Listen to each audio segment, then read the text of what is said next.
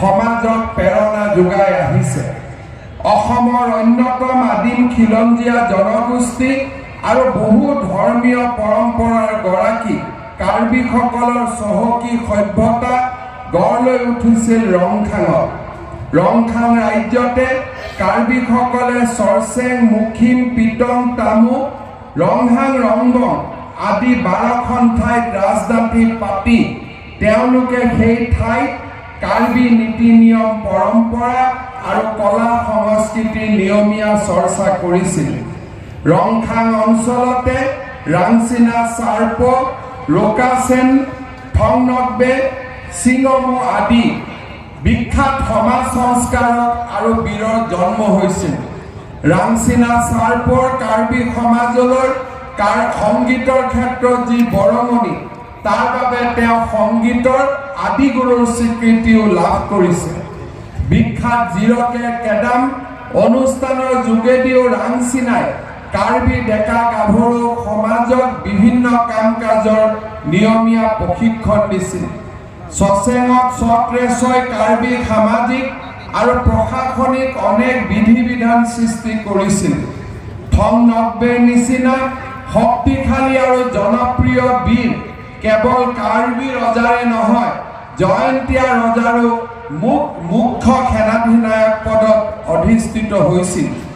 16শ শতিকাৰ কন্দলী ৰামায়ণৰ যুগে কাৰ্বি সমাজলৈ ৰামায়ণ তথা ৰামৰ কাহিনী কাৰ্বি গীতৰ মাধ্যমেৰে সোমাই পৰিছিল, যাক আমি আজি চাবিনালুন বুলি সমাদৰ কৰোঁ।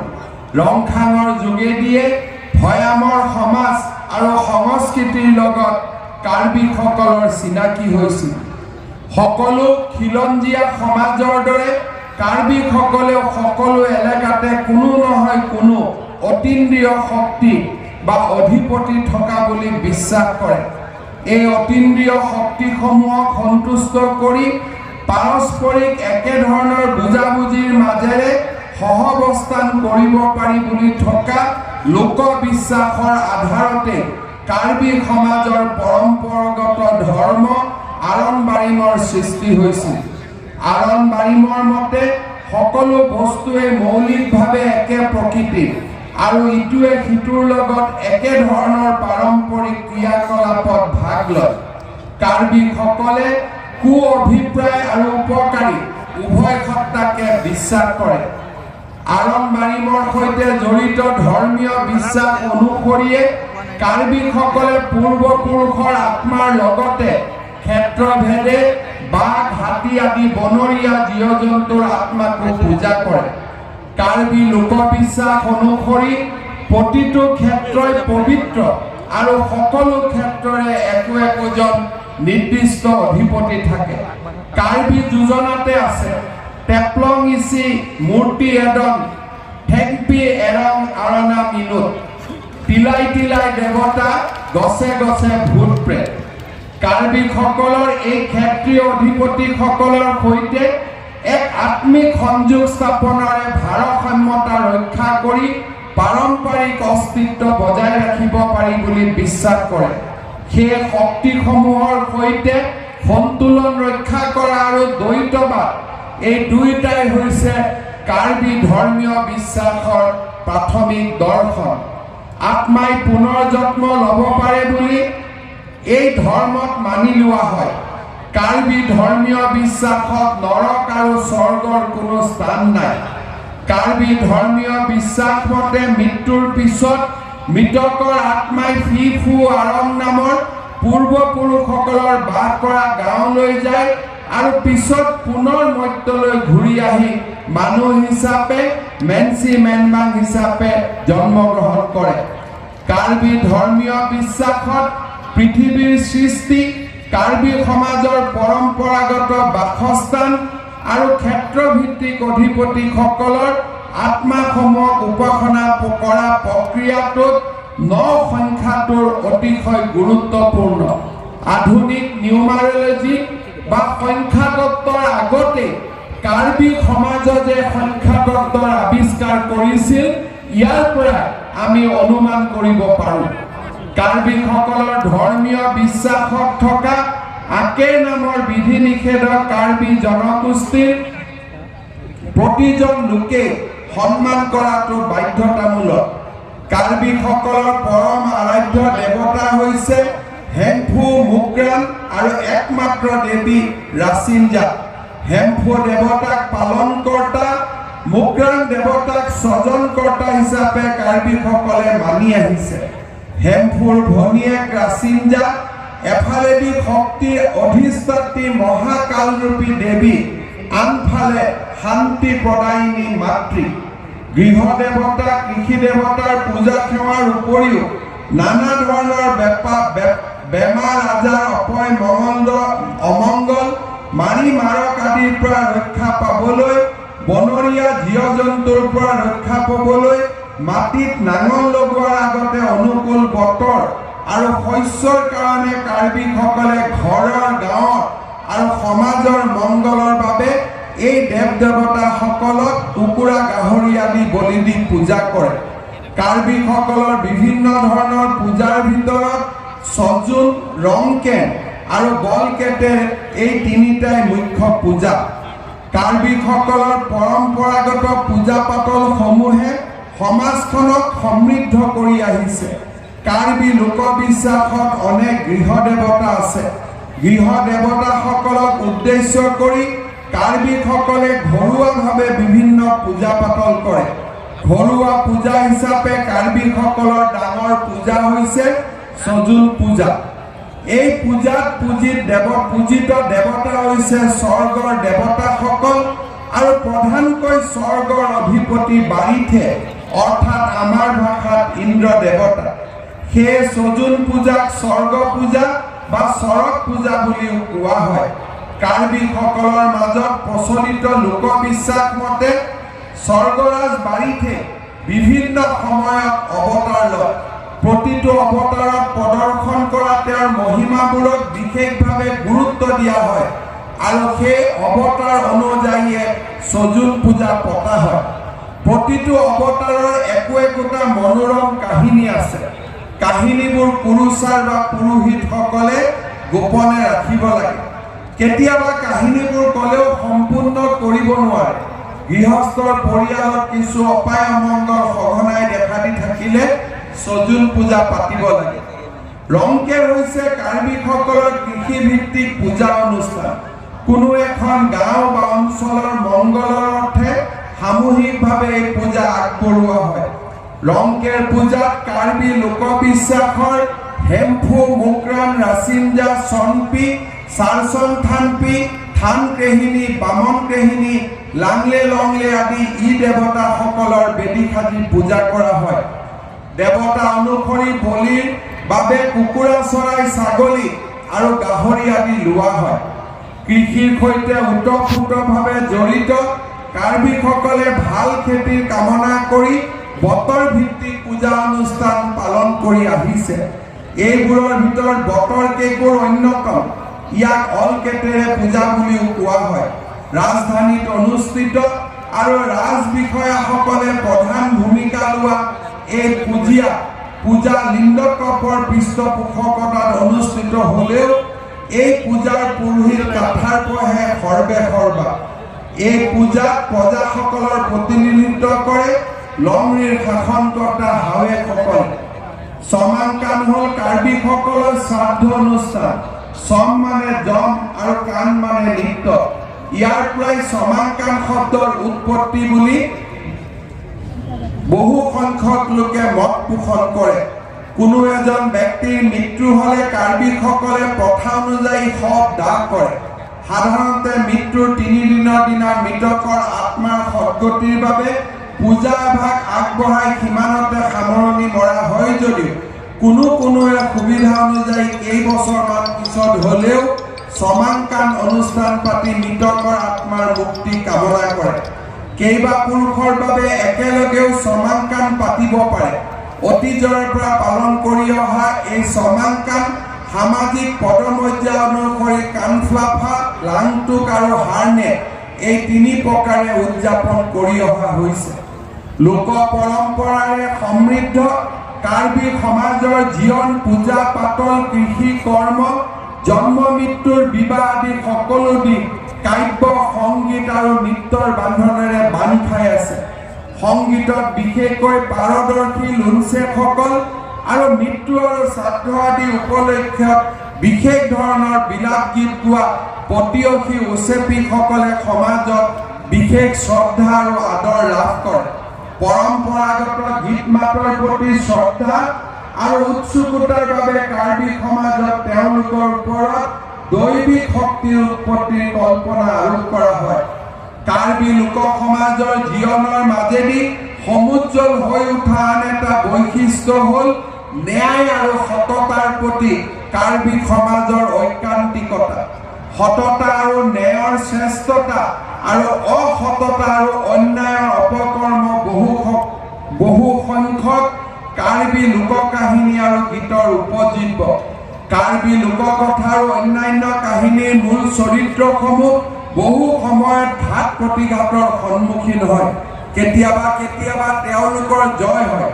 বহু সময় তেওঁলোক দুৰ্যোগত পতিত হয়, কিন্তু তথাপি তেওঁলোক পৰাজিত নহয়, কিয়নো সততা আৰু ন্যায়ৰ পক্ষত থকাটোৱে কাৰ্বিসকলৰ মতে শ্ৰেষ্ঠ জয়।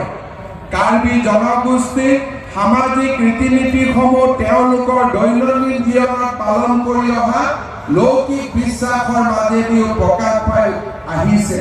শিশুৰ জন্মৰ সময়ত প্ৰসূতিৰ ওচৰত ৰৈ থকা তিৰোতা বা চৰা ঘৰত অপেক্ষা কৰি থকা পৰিয়ালৰ লোকে উচ্চাৰণ কৰা আশীৰ্বাদ ধ্বনি অথবা কেঁচুৱাৰ বয়স ৫-৬ মাহৰ পিছত কোনো দেৱতাৰ কুদৃষ্টিৰ পৰা অব্যাহতি পোৱাৰ মানসেৰে ফলনচৰ আহি আৰু আহপাফি নামৰ পূজা আগবঢ়োৱা, শিশুৰ নামাকৰণ, চুলি খুৰোৱা আদিৰ ক্ষেত্ৰত পালন কৰা ৰীতি নীতি, ঠেকাৰ কীৰ্তি অৰ্থাৎ ভোজনৰ পূৰ্বে অলপ পৰিমাণৰ সিদ্ধ কৰা মাংস ভাত ভগৱানৰ নামত অৰ্পণ কৰা, আৰনাম কেপু অৰ্থাৎ কোনো খাদ্য গ্ৰহণ কৰাৰ পূৰ্বে ভগৱানৰ নাম স্মৰণ কৰা, নিহু কাছেৰি অৰ্থাৎ বিশৃংখল বিসদী আৰু অস্বাভাৱিক আচৰণ কৰা লোকৰ সুস্থতা কামনা কৰি আন্দোম কেহাং আৰনাম কেহম আৰু অকাৰ্তাপ নামৰ ৰীতিৰে মোমাইৰ ওচৰত আশীৰ্বাদ বিচৰা,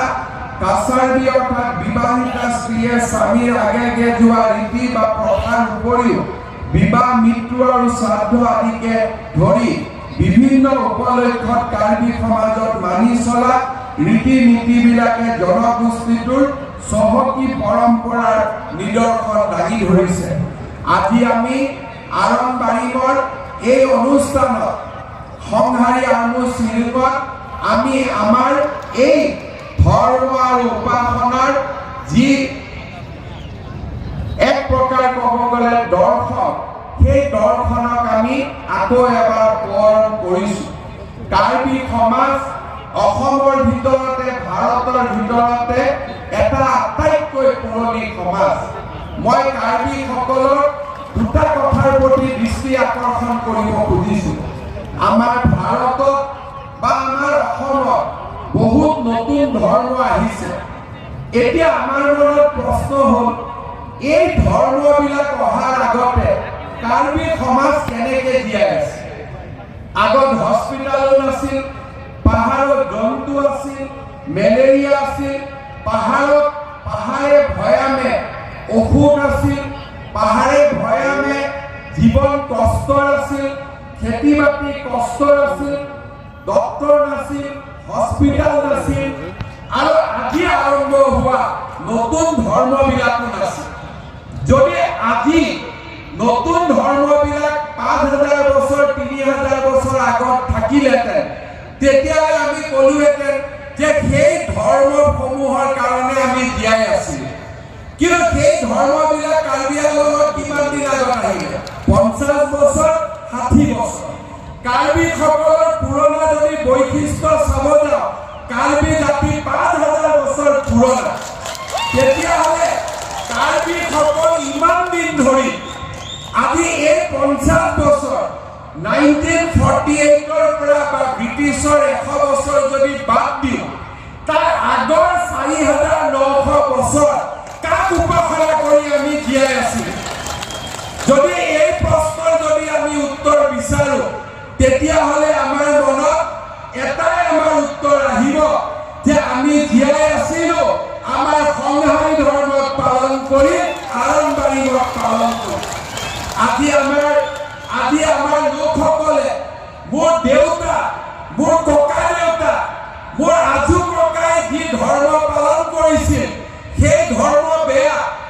আৰু মই ৰাতিৰ ভিতৰতে এজন বিজ্ঞানী হৈ গলো আৰু মই লোৱা ধৰ্মটো আটাইতকৈ ভাল। ৰাতিৰ ভিতৰতে মই কাৰ্বি সমাজ, কাৰ্বি সাজ পোছাক এৰি দিলো আৰু চুট টাই পিন্ধি ললো আৰু মই কলো যে মই আটাইতকৈ শুদ্ধ। যি মানুহে নিজৰ আদিম পুৰুষৰ ধৰ্ম এৰে, যি মানুহে নিজৰ আদিম পুৰুষৰ সংস্কৃতি এৰে, যি মানুহে নিজৰ আদিম পুৰুষৰ গীত মাত নৃত্য এৰে, সেই সমাজৰ ভৱিষ্যত কোনো পৰিচয় নাথাকে। সময়ে তেওঁলোকক নোহোৱা কৰি লৈ যাব। মই বহুত ধৰ্মৰ বিষয়ে জানো। যেতিয়া ধৰ্ম প্ৰচাৰৰ আৰম্ভণি হয় তেওঁলোকে কয় আমি স্কুলত এডমিশ্যন কৰো, কলেজত এডমিশ্যন কৰো, আমি ফ্ৰী এডুকেশ্যন দিওঁ, ফ্ৰী হেল্থ দিওঁ। পিছত যেতিয়া সময় আহে মোৰ চাকৰিৰ দৰমহাৰ পৰা 10% মই সেই ধৰ্মবিলাকক দান সদায় মাহে মাহে দি থাকিবলগীয়া হয়। তেনেকুৱা ব্যৱস্থাও আজিকালি মানুহে কৰি লৈছে। প্ৰথমতে ইনভেষ্টমেণ্ট, তাৰপিছত ৰিটাৰ্ণ অন ইনভেষ্টমেণ্ট। এনেকুৱা ধৰণৰ ধৰ্ময়ো আমাৰ আদিম সমাজৰ নিয়ম নীতিসমূহ আমি নোহোৱা কৰি পেলাইছো। মই হিন্দু ধৰ্মক বিশ্বাস কৰো, মই দেৱ দেৱী বিষ্ণু কৃষ্ণক বিশ্বাস কৰো, কিন্তু মই কাৰ্বি সমাজক কম যে আপোনালোকে শিৱ বিষ্ণু আৰু কৃষ্ণক বিশ্বাস কৰিব নালাগে। আপোনালোকে আপোনালোকৰ হেডফোন বিশ্বাস কৰিব লাগিব, আপোনালোকে আপোনালোকৰ মুক্তাংগক বিশ্বাস কৰিব লাগিব, আপোনালোকে আপোনালোকৰ ৰাচিন্দাক বিশ্বাস কৰিব লাগিব। সেইটোৱে হৈছে আমাৰ নীতি। মই সভ্যতা আগতে দেখিলো আৰু সেইকাৰণে মই আপোনালোকক যদি কওঁ যে মই আগতে সভ্যতাৰ পোহৰ দেখিলো, গতিকে কৃষ্ণ ভাল, বিষ্ণু ভাল, শিৱ ভাল, মহাদেৱ ভাল, আপোনালোকে আৰম্ভণি এৰি মোৰ ধৰ্মলৈকে আহক। সেয়া মোৰ বাবে কেতিয়াও উচিত নহয়, কেতিয়াও মোৰ বাবে সেয়া সমুচিত নহয়। মই এই নীতিক বিশ্বাস নকৰো। বৈদিক হিন্দু ধৰ্ম, বৈদিক সনাতন ধৰ্ম, আমি যিসকলে পুৰণা দিনৰ পৰা বিশ্বাস কৰি আহিছো আমি তেওঁলোকে পালন কৰিম। কিন্তু বড়ো সমাজে পুৰণা দিনৰ পৰা বাথৌ ধৰ্ম পালন কৰি আহিছে। মোৰ পিতা, মোৰ আজু পিতা, মোৰ আগৰ পূৰ্বজন্ম, মোৰ পূৰ্বপুৰুষে বাথৌ পূজা কৰি আহিছে। কাৰ্বি সমাজৰ আমি জনসাধাৰণে সংহাৰী পূজা পালন কৰি আহিছো। আমাৰ ধৰ্ম মানেতো ৰাজনীতি নহয়। আমি বিজেপি, এজিপি, কংগ্ৰেছ নহয় যে ইজনে সিজনক টানি থাকিম যে আপুনি বিজেপিত আহক, আপুনি কংগ্ৰেছত আহক, আপুনি এজিপিলৈকে আহক, আপুনি এএছডিচিলৈকে আহক। ধৰ্ম ৰাজনীতি নহয়, ধৰ্ম ৫,০০০ বছৰ পুৰণা সংস্কৃতি। এডাল গছৰ শিপা যিমানে মজবুত থাকে গছডালত সিমানেই ফল মূল ভাল কৰি দিব পাৰি। কাৰ্বি সমাজে সংহাৰী ধৰ্মৰ শিপা যিমানে শক্তিশালী কৰি ৰাখিব, কাৰ্বি সমাজ যুগ যুগ পৃথিৱীত নিজৰ বিশ্বাস আৰু পৰম্পৰাৰে জীয়াই থাকিব পাৰিব। কিন্তু যিদিনাখন আমি ভাবিম যে আমি হিমন্ত বিশ্ব শৰ্মাক ফলো কৰো, আমি নুমল মমিনক ফলো কৰো, সেইদিনাখনে আমাৰ অস্তিত্ব নোহোৱা হৈ যাব। কাৰণ আপোনালোকৰ পূৰ্বপুৰুষ হিমন্ত বিশ্ব শৰ্মা নহয়, আপোনালোকৰ পূৰ্বপুৰুষ সেই ৰংখানৰ পৰা এই পবিত্ৰ ধৰ্মৰ দৰ্শন বিলোৱা আমাৰ পূৰ্বপুৰুষসকলে আমাক এই আদৰ্শ শিকাই থৈ গৈছে। আজি মই সেইকাৰণে যথেষ্ট চিন্তিত। বহুত মানুহে জনজাতীয় লোকসকলৰ বাবে কথা কয়, জনজাতীয় ৰাজনৈতিক অধিকাৰৰ কথা কয়, কিন্তু জনজাতীয় ৰাজনৈতিক অধিকাৰ, অৰ্থনৈতিক অধিকাৰ, এই গোটেইবিলাকৰ আৰম্ভ জনজাতীয় লোকৰ ধৰ্মীয় বিশ্বাস আৰু জনজাতীয় লোকৰ লোকনৃত্য আৰু পৰম্পৰাৰ পৰা আজি কাৰ্বি সমাজক ভাৰতৰ মানুহে সন্মানৰ চকুৰে চাব যেতিয়া এজন কাৰ্বি লোকে নিজৰ কাৰ্বি সাজপাৰ গৌৰৱেৰে সৈতে পৰিধান কৰিব। আজি বিদেশৰ পৰা এজন অহা লোকে কাৰ্বি সমাজক সন্মান কৰিব যেতিয়া কাৰ্বি সমাজে নিজৰ ধৰ্মীয় বিশ্বাস অটুট ৰাখি নিজৰ পৰম্পৰাগত কলা কৃষ্টিক আধুনিকতাৰ লগত সংমিশ্ৰণ কৰি জগত সভালৈ লৈ যাব। কিন্তু আমি যদি বেলেগক কপি কৰোঁ তেতিয়াহ'লে আমাৰ জাতিটো কেতিয়াও নিজৰ ভৰিত থিয় হৈ থাকিব নোৱাৰে। সেইবাবে মই কাৰ্বি যুৱ শক্তিক আহ্বান জনাম যে আপোনালোকে নিজৰ শিপাত খামুচি মাৰি ধৰি থাকক আৰু সংহাৰী ধৰ্ম কেতিয়াও অৱক্ষয় হ'বলৈ আপোনালোকে নিদিব আৰু সিয়ে কাৰ্বি সমাজৰ পৰিচয় হ'ব।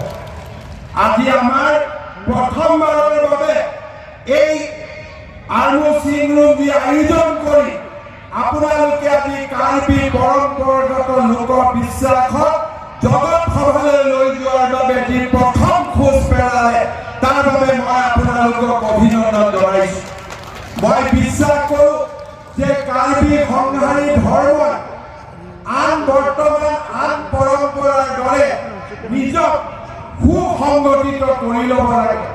গাঁৱে ভূঞে এই ধৰ্মৰ প্ৰতি আমাৰ নৱ প্ৰজন্মক আকৃষ্ট কৰি এই ধৰণৰ সভা সমিতি আৰু এই ধৰণৰ লোকবিশ্বাসক আমি জগত সভালৈ লৈ যোৱাৰ বাবে প্ৰচেষ্টা কৰিব লাগে। এই সভালৈ অহাৰ বাবে মই অলপ যোৱাকালি আৰু পৰহি আৰম্ভণিৰ বিষয়ে কাৰ্বি সংহাৰী ধৰ্মৰ বিষয়ে মই পঢ়িবলৈ চেষ্টা কৰিছোঁ। আজি আপোনালোকে চিন্তা কৰক, পশ্চিমৰ পৰা অহা লোকে আমাক বন্য জন্তুৰ বিষয়ে শিকায়, আমাক শিকায় গছ গছনিৰ বিষয়ে, কিন্তু কাৰ্বি সমাজে আজি হাজাৰ হাজাৰ বছৰ ধৰি মানুহৰ লগতে বাঘৰ আত্মাক পূজা কৰি আহিছে। ইয়াতকৈ নেচাৰ ৱৰ্শ্বিপৰ তাতকৈ ডাঙৰ ক'তো আমি প্ৰমাণ দেখা নাপাওঁ। আজি আমাৰ বেদত যি ধৰণে পূৰ্ব জন্মৰ কথা কৈছে, কাৰ্বিসকলেও নিজৰ বিশ্বাস অনুসৰি পুনৰ জন্মৰ ওপৰত নিজৰ দাৰ্শনিক ব্যাখ্যা আগবঢ়াইছে। বেদে যদি বেদ আৰু উপনিষদে পুনৰ জন্মৰ ওপৰত যদি এক দৰ্শন বা ব্যাখ্যা আগবঢ়াইছে, ইয়াৰ সমান্তৰালভাৱে কাৰ্বি সমাজৰ সংহাৰী ধৰ্ময়ো পুনৰ জন্মৰ ওপৰত নিজৰ দাৰ্শনিক তত্ত্ব আগবঢ়াইছে।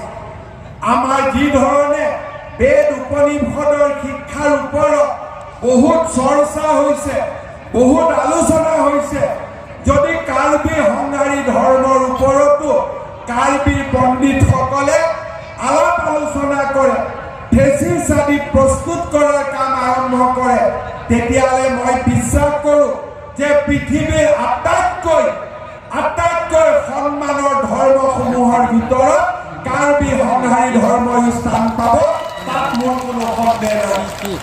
শ্ৰদ্ধা ৰাইজ, মই মুখ্যমন্ত্ৰী অলৌকিক কথা ক'ব নাপায় আৰু কোৱাটো উচিত নহয়, কিন্তু আমাৰ জীৱনত বিশ্বাসে কৰবাত নহয় কৰবাত ক্ৰিয়া আৰু প্ৰতিক্ৰিয়া কৰে। মই জানো মোৰ বেমাৰ হৈছে, কিন্তু বেমাৰ হোৱাত মই ডক্তৰৰ ওচৰত যাম, কিন্তু ডক্তৰৰ ওচৰত যোৱাৰ লগে লগে ঘৰত মই এক প্ৰকাৰ ক'ব গ'লে পূজা এভাগ আগবঢ়াই মোৰ বেমাৰ যাতে দূৰ হয় তাৰ বাবে মই নিশ্চয় নেদেখাজনক প্ৰাৰ্থনা কৰিম। মই নিজে জানো, যোৱাবাৰ যেতিয়া লৰিংথপিত ভাৰতৰ প্ৰধানমন্ত্ৰী আহিছিল, ৬-৫ দিন ধৰি গোটেই ৰাজ্যখনত বৰষুণ দি আছিল। মই ভাবিছিলোঁ কাৰ্বি আংলঙত মিটিং হ'বনে নাই, ৱেডাৰ চাইছোঁ, বৰষুণ হ'লে কি হ'ব বুলি টেণ্টটো বনাইছোঁ, কিন্তু ইয়াৰ কিছু ৰাইজে মোক আহি কৈছিলে যে আমি ভগৱানক পূজা কৰিম আৰু সেইদিনাখন বৰষুণ নহয়, আপুনি আপোনালোক নিশ্চিত হৈ থাকক। এতিয়া সঁচা মিছা মই নাজানো, কিন্তু যিসকলে মোৰ আগত আহি গেৰেণ্টি দি কৈছিল যে আজি বৰষুণ নহয় বুলি, বৰষুণ নোহোৱাকৈ মিটিং ধুনীয়াকৈ পাৰ হৈ গ'ল। সিদিনাখনে মই বিশ্বাস কৰিছিলো যে সংহাৰী ধৰ্ম কেৱল মাত্ৰ ধৰ্ম নহয়, ইয়াত নিশ্চয় কিবা বিজ্ঞানো আছে, ইয়াত নিশ্চয় আন কিবা আৰু কিবা অলৌকিক জ্ঞানো ইয়াত সমাহিত হৈ আছে।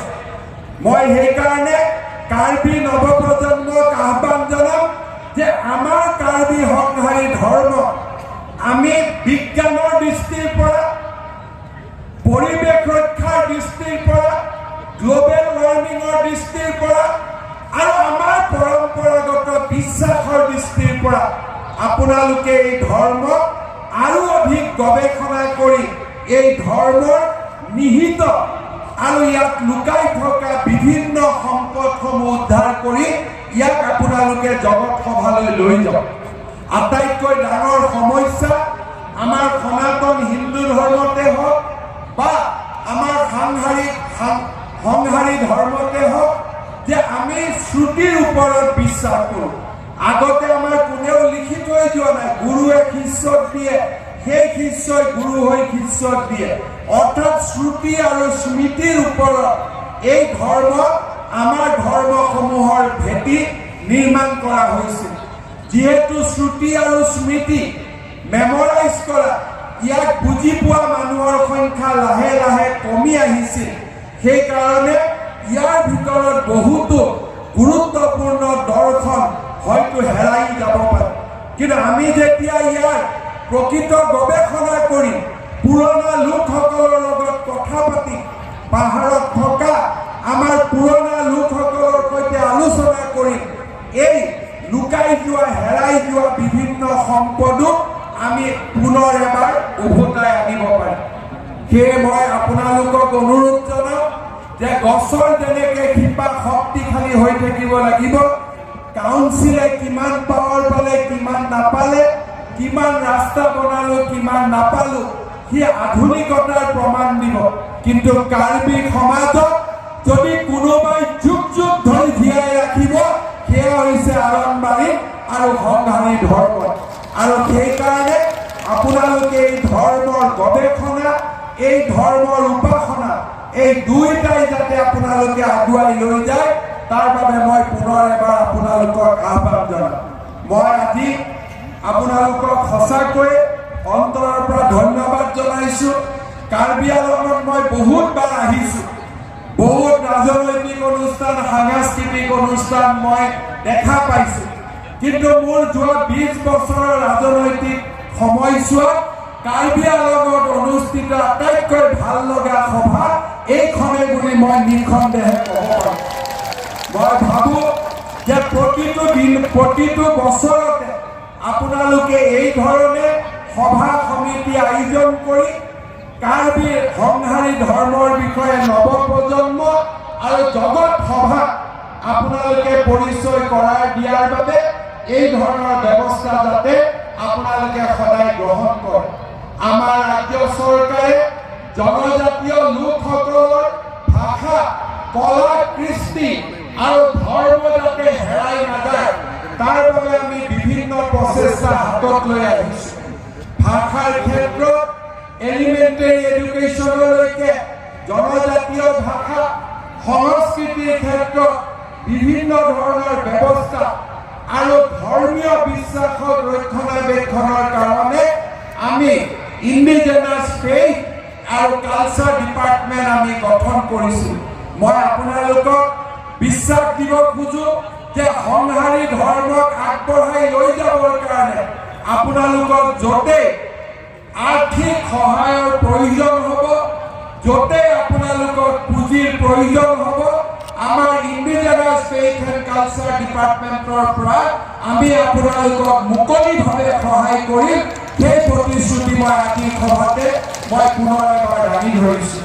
পুনৰ এবাৰ সকলোকে মই ধন্যবাদ জনাইছোঁ। আমাৰ কাৰ্বি ৰজা নতুনকৈ আসনত বহিছে, তেখেতক মই প্ৰথমবাৰৰ বাবে লগ পাইছোঁ, তেখেতকো মই নমস্কাৰ জনাইছোঁ। সকলোকে মোৰ শ্ৰদ্ধা জনাই মই মোৰ বক্তব্যৰ সামৰণি মাৰিছোঁ। ধন্যবাদ। জয় হিন্দ। বন্দে মাতৰম।